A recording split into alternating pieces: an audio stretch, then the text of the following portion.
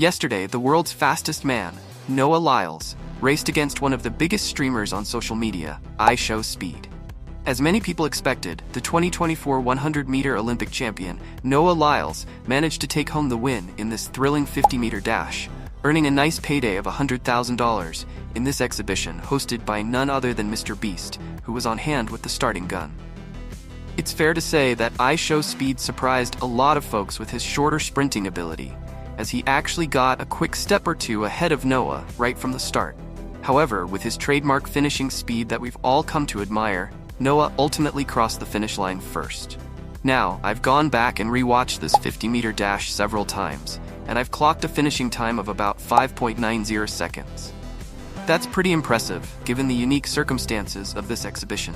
If we translate that, it would be around a 60-meter dash time of approximately 7 seconds. However, I should point out that this isn't an official time, since I've been watching the race on a stream. Without electronic timing, we can't really know the exact time. Still, I have to give credit where it's due. Speed deserves our respect. If he could dedicate a bit more time to training, I genuinely believe we could see him achieve some impressive results in the future. Honestly, track and field needs more moments like this, where big names step up and put their money where their mouth is by actually racing against each other.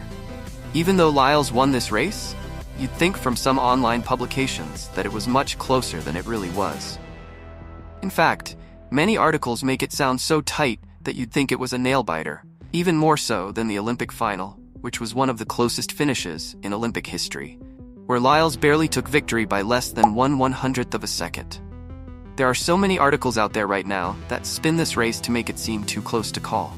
You have headlines like, Olympic medalist Noah Lyles nearly defeated by streamer Ishowspeed, and Noah Lyles barely beats Ishowspeed in the 50-meter dash.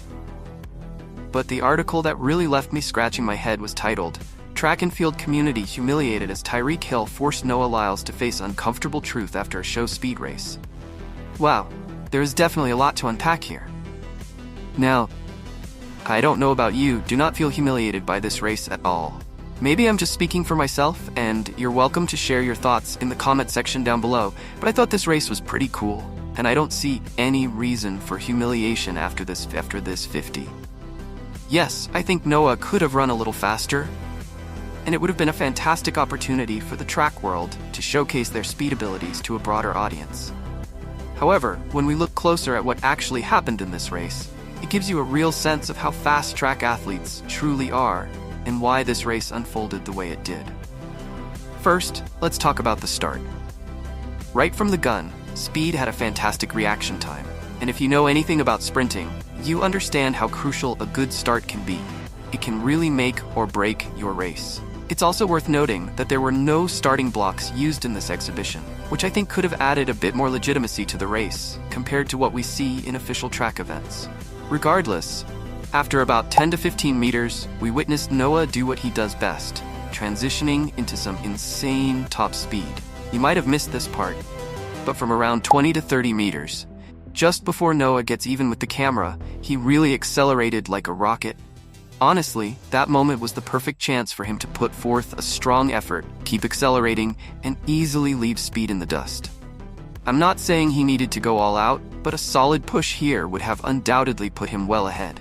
Instead, he opted to show off a bit for the camera, Euro-stepping his way to the finish line, which actually reminded me of the 2022 World Championships when he did something similar in the qualifiers. This race was an amazing example of how fast Speed truly is, but let's be real, this was a no-brainer.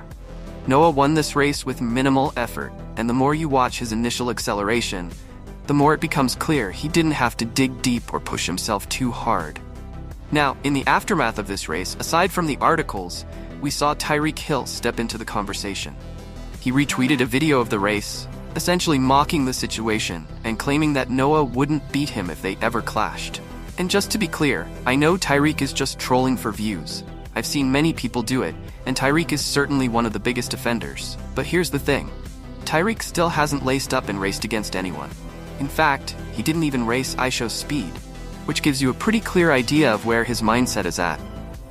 There's still buzz about a potential 60-meter dash between Tyreek and Noah in 2025, and that would definitely be an entertaining matchup, potentially bringing even more eyes to the sport. For now, though, Tyreek is still at 0 when it comes to competing in any real sprinting events. As I reflect on this race, I've been thinking a lot about how much effort Noah really put in during this exhibition against Ishowspeed. He's had an incredibly packed schedule this season, competing on the prestigious Diamond League circuit, where top athletes from around the world showcase their talent. On top of that, he earned his title as the Olympic champion, a significant achievement that comes with immense pressure and expectations. He also had a strong indoor campaign where he set impressive times and solidified his reputation as one of the best sprinters in the game. Given all of this, I wanted to revisit the indoor season, particularly focusing on Noah's remarkable new 60-meter personal record, PR, of 6.43 seconds. It's fascinating to examine the difference between his effort in this exhibition race and his recent performance against speed. It's pretty clear to anyone with even a bit of common sense that Noah wasn't going all out in this particular race. While he certainly has the capability to push himself much harder, I do think speed caught him a little off guard, which is why the outcome was closer than many of us anticipated. This was an interesting matchup. Speed is known for his explosive bursts of energy, and I think that added a layer of unpredictability to the race. Noah likely approached this event with a sense of fun, knowing it was more about entertainment than an official competition. One video I highly recommend checking out is the breakdown of this event by Jumpman, a fellow YouTuber who covers all things track and field. He's actually quite underrated in the community, so I suggest you go subscribe to his channel. You won't regret it. Jumpman pointed out that many people on social media genuinely thought Noah was set to lose this race, which shows that there's still a significant lack of understanding about track speed. Even during an Olympic season, people often underestimate the level of skill and training that elite athletes like Noah have put into their craft. All in all, this was a fun race to watch. I was just left feeling disappointed by how many people criticized Lyles and misinterpreted what this race truly represented. It's essential to recognize the context of these events and the spirit behind them. Many fans tuned in expecting a high-stakes competition, and while it certainly had its moments, it was also about showcasing athleticism and having fun.